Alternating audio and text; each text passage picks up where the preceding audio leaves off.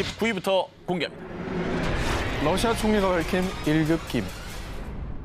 2012년 12월 7일 당시 러시아 총리였던 드미트리 메드베데프는 현지 주요 방송사들과 차후 정부 예산 계획, 연금, 교육 문제 등에 관해 정부 대표로 공동 인터뷰를 진행했습니다. 그런데 인터뷰가 끝날 무렵 한 기자가 돌발 질문을 던졌는데요. Знаете абсолютно все. Ну вот, например, прилетали на Землю инопланетяне. Вот те самые зеленые человечки. Малян, значит, рассказываю вам первый и последний раз. Вместе с передачей чемодана с ядерными кодами президенту страны приносят специальную папку. На ней написано «Совершенно секретно». И она 뉴스 화면이라고요? посвящена 기자와의 인터뷰입니다. пришельцам, которые посетили наш. 아니 이거는 그냥 인정 정도가 아니라 상당히 구체적으로 얘기를 했는데 그렇죠. 상황에 대해서. 네. 아니 근데 이건 놀랍네요. 놀랍다. 러시아 5대 대통령 출신인 메드베데프 총리는 대통령 취임 직후 외계인에 대한 1급 기밀 문서를 전달받았으며 외계인이 이미 지구에 왔었다라고 인정한 건데요. 그러니까 러시아가 인공위성을 최초로 발사한 우주개발의 강국이고 그렇습니다. 또 이 당시 최첨단 기술로 외계인과 접촉했을 수 있는 겁니다. 왜냐하면 제일 먼저 갔으니까 그렇죠. 거기까지 온 러시아랑 제일 먼저 얘기를 하는 거죠. 그리고 이제 대통령 출신 총리면은 이제 국가안보의 총책임자잖아요. 네네. 그러니까 일반인들은 모르는, 혹은 다른 나라에서 모르는 기밀을 알고 있을 테니 저런 얘기가 그냥 갑툭 튀 나온 거 아니겠어요? 네. 자, 그런데 말입니다. 이게 더 놀라운 건요. 메드베데프 총리의 다음 발언이에요. 또 있어? Одновременно предоставляется доклад абсолютно закрытой спецслужбы, которая занимается контролем пришельцев на территории нашей страны. Сколько их среди нас? не Сколько их расскажешь. среди нас, рассказывать не буду, потому что это может вызвать панику. 그러니까 메인 블랙 영화처럼 똑같네. 그 우리 중에도 외계인이 있을 수 있다 뭐 이런 얘기인가요? 그리고 지금 정부에서 아예 외계인들을 관리하는 그런 부서가 따로 있다잖아요. 네. 자, 메드베데프 총리의 인터뷰가 공개된 후 사람들은 외계인이 지구에서 대체 뭘 하고 있는 거냐? 라며 폭풍 관심을 보였는데요. 하지만 메드베데프 총리는 인터뷰 말미에 영화 맨인 블랙을 보면 외계인에 대한 자세한 정보를 얻을 수 있다라고 얘기하면서 농담조로 무마를 하려는 듯 했습니다. 영화를 이제 언급한 걸 보면은 이제 농담으로 약간 내가 여기까지 왜 얘기했자면서 급하게 무마하려는 듯한 느낌이 좀 들고 주워 담기 위해서. 그렇죠. 넘어가려고. 괜히 한 말은 아니에요, 저거는 분명히.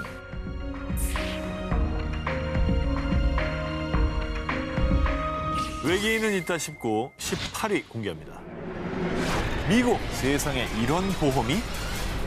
이 주변의 권유로 가입한 보험. 매년 보험료가 올라 걱정하는 분들 많으시다고요? 갑자기 광고 나오는 줄 알았어요. 네, 여러분 정말 오늘 특별한 보험을 소개해드리겠습니다. 자, 제가 소개할 보험은요. 무려 최대 보험금이 약 2천만 달러, 약 240억 원을 보장해주는 보험입니다. 아니, 무슨 보험인데 보험금이 이렇게 엄청나요? 그런데 말이죠.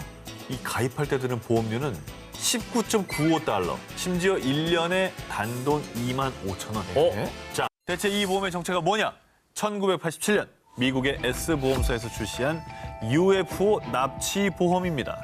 어머나. 아니 근데 저게 보험 상품으로 나왔다는 얘기잖아요. 알아주는 보험사에서 낸 상품이에요.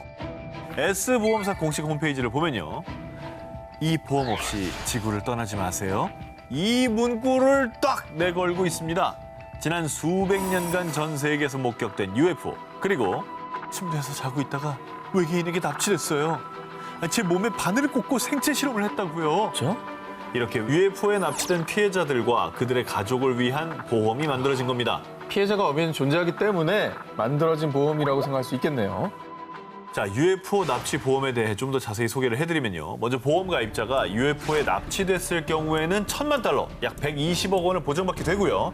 만약에 외계인의 아이를 임신하거나 외계인의 공격으로 사망했다. 이때는 2천만 달러, 약 240억 원의 보험금을 받게 된다고 합니다.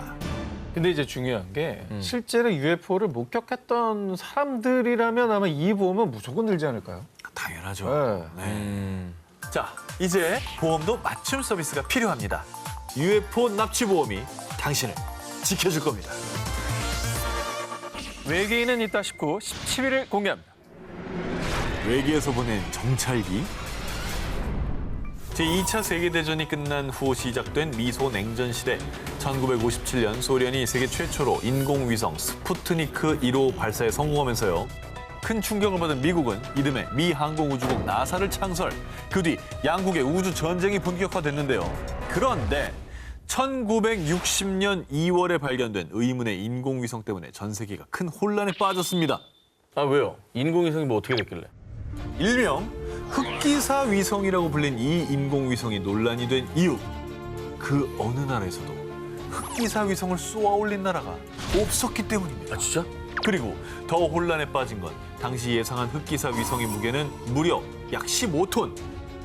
그런데 당시 기술 수준으로 쏘아 올릴 수 있는 인공위성의 최대 무게는 겨우 500kg에 불과했고요. 오. 그리고 흑기사 위성의 운행 속도는 당시 최신 인공위성인 스푸트니크 2호보다 두세 배가량 더 빠르기까지 했습니다.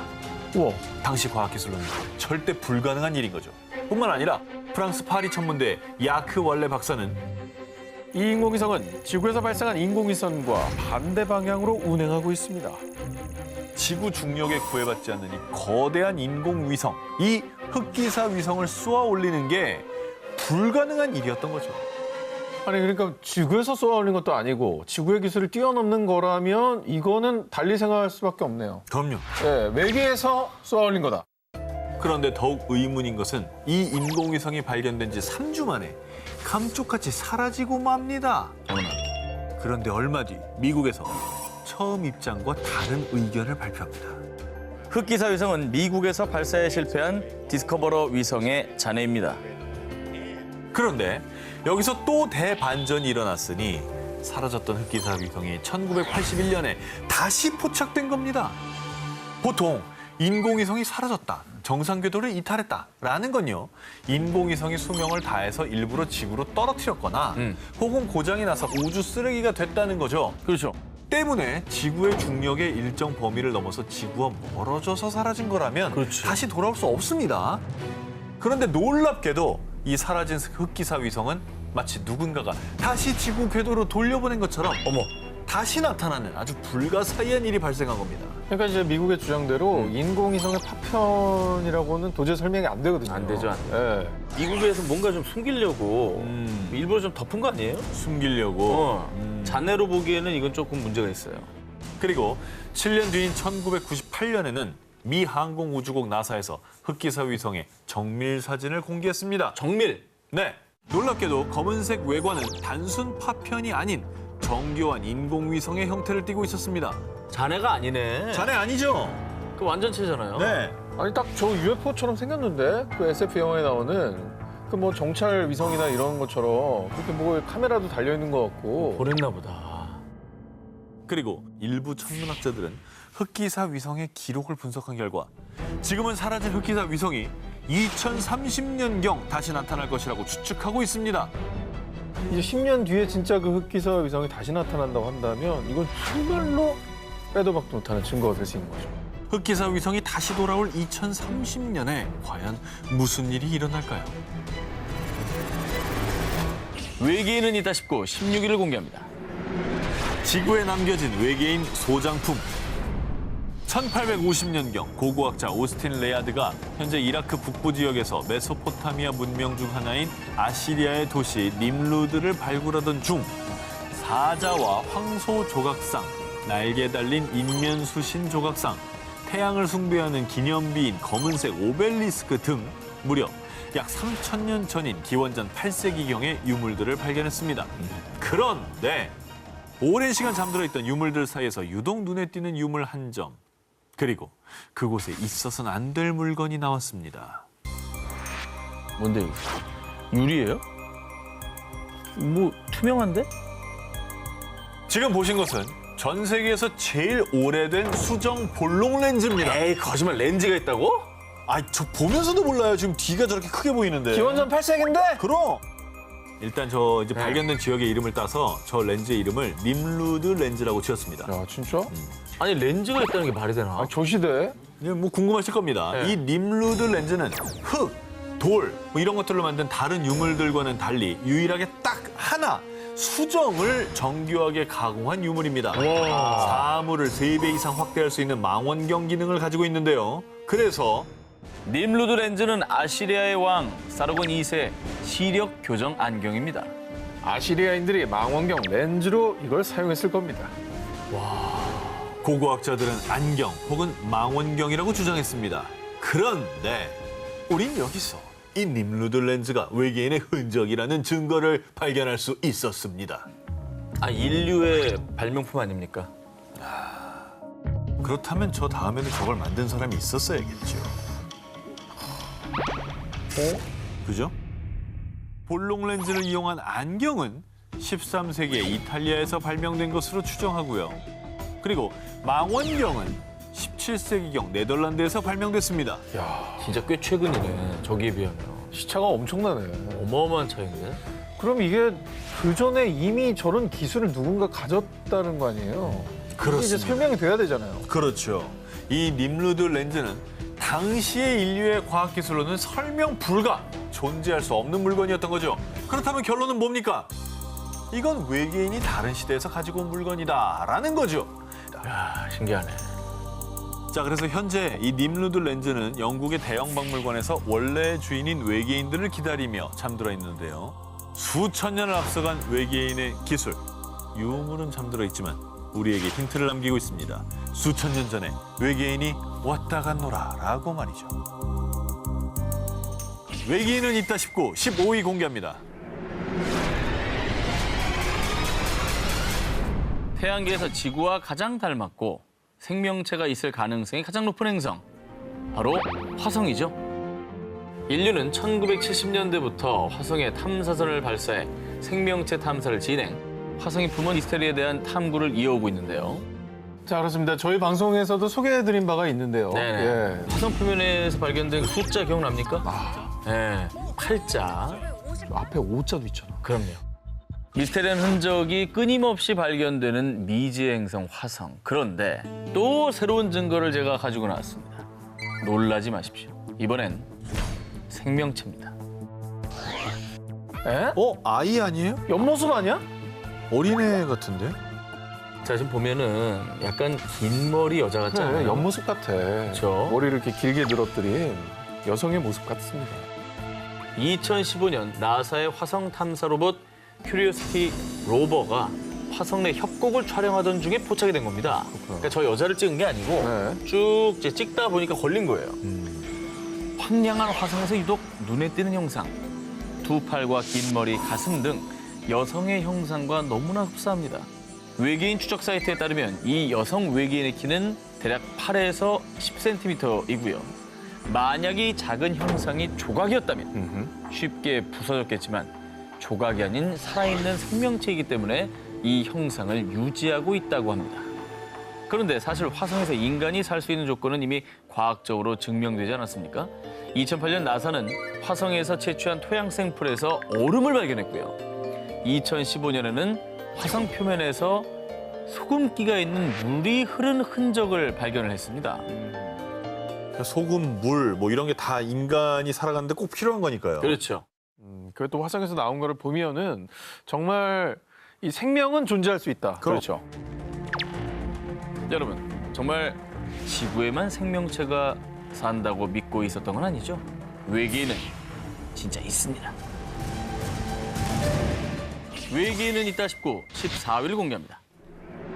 전 세계에 유출된 기밀 영상. 2011년 4월 13일 너튜브에 공개된 충격 영상. 이제 슬슬 무서워집니다. 수명이 올라갈수록. 뭐야? 굉장히 옛날 같은데 뭐가 떠 있네요. 저거 뭐지? 이게 뭐야? 저거 얼굴 같잖아. 이제 알았어요? 자, 영상 속에는 원반형 UFO와 외계인으로 추정되는 사체가 등장합니다. 그런데 더 충격적인 것은 이 영상의 출처. 바로 소련의 국가안보위원회인 KGB가 보관하고 있던 것으로 추정되는 기밀 영상이라는 겁니다. 그 근거가 무엇이냐? 이 영상의 첫 화면에 등장하는 엠블렘이 1957년경에 사용되었던 KGB의 실제 엠블럼과 상당히 유사하다는 건데요. 그러네. 자, 그리고요. 풍문에 따르면 KGB가 해체되자 1942년부터 1969년에 촬영된 KGB의 1급 비밀로 추정되는 영상이 일부 공개가 됐는데요. 그중에 이반이라는 사람이 KGB에 붙잡힌 외계인의 모습이 담긴 영상을 너튜브에 공개했는데 충격적인 건 이 영상 속에 KGB의 전투기에 의해 격추당한 UFO가 프랑스의 한 마을에 착륙하는 모습이 담겨 있다고 합니다. 자, 그런데 말입니다. 첫 번째 영상이 공개된 지 3주도 채 지나지 않은 5월 1일, 이반이 두 번째 영상을 공개했습니다. 보시죠. 뭐야? 에?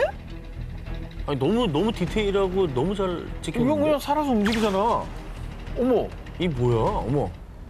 어? 아니 근데 옛날 필름이라 더 무서운 것 같아. 그러니까 요즘 거면 오히려 그냥 에이 뭐 잘 만들었나 하겠는데 저 당시 영상이면은 합성하기도 쉽지 않고 조작도 사실 쉽지 않잖아. 요즘이야 뭐 CG로 거의 사실처럼 만드는 게 가능하지만 옛날은 아우, 불가능하잖아요. 더 어렵죠. 옛날 거라 너무 무섭다. 그런데 이 영상에는 첫 번째 영상에는 없던 설명이 덧붙여 있습니다. 영상의 중요성 때문에 정보의 제공자는 익명으로 한다. 첫 번째 영상이 공개되고 나서 사람들이 이거를 막 찾기 시작하니까 더 이상 캐려고 하지 마라. 그렇게 해서 이 영상에 올라온 게 아닐까요? 미스터리한 기밀 영상 여기서 끝이 아닙니다. 일주일 뒤에 공개된 세 번째 영상을 보시죠. 외계인의 손을 도장으로 찍은 듯한 기다란 네 손가락과 함께 우리는 여러분의 의견에 관여하지 않지만 여러분은 잘못된 방향으로 보고 있다라는 의미심장한 글을 남겼고요. 이후 공개한 네 번째 영상에서는요. 가족 휴가라는 제목으로 여러 외계인이 등장합니다. 뭘 자료가 많아. 에? 에? 그리고 영상 속에는 1942년 첫 접촉 이후 서로의 관심 문제를 논의하기 위해 외교 사절의 파견이 계획됐고 회의는 비밀리에 개최될 것이다 라는 충격적인 글이 담겨 있습니다. 그런데요. 이렇게 미스터리한 영상이 계속 업로드되자 네 번째 영상을 끝으로 돌연 숱한 궁금증만 남긴 채 종적을 감췄습니다. 어머나. 아니 대체 누가 무슨 목적으로 이런 영상을 올린 거고 왜 또 사라진 거죠? 사라진 게 더 이상한데? 왜냐면 이게 장난이고 막 그러면 사라질 것까지는 없잖아요. 그렇죠. 네. KGB가 남긴 것으로 추정되는 미스터리한 기밀 영상. 과연 언제쯤 진실이 밝혀질까요?